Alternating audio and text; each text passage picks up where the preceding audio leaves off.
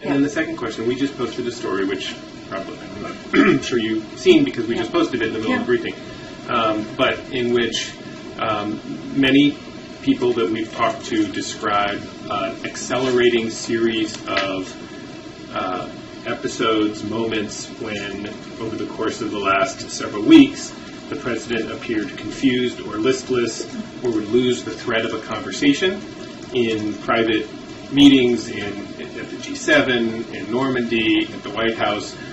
Not all the time, not saying that that's the way he is all the time and that there's clearly moments people say that he's forceful and with it and all of that. But these people suggest that that what happened, what Americans saw at the debate, has a precursor.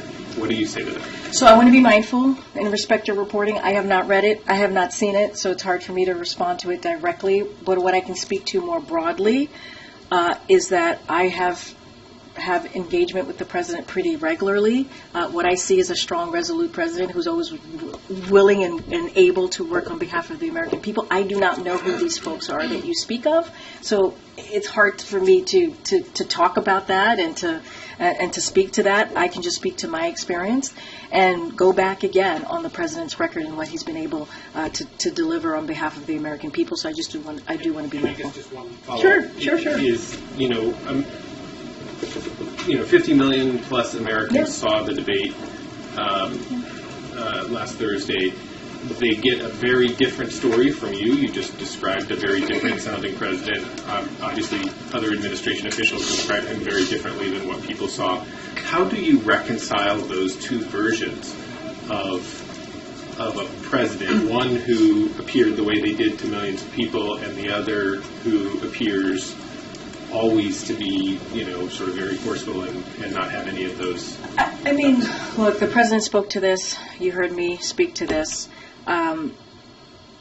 We believe, and others have said this, not just me, other folks who have been on networks and also obviously has spoken to all of you, it was a 90-minute debate.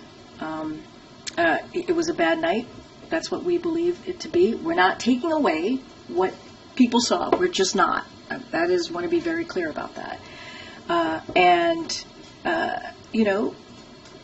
We want to also make sure people understand that the president realizes. I keep saying this over and over again. He said he's not as young as he used to be, and he has addressed this over and over and over again. But you saw him last night.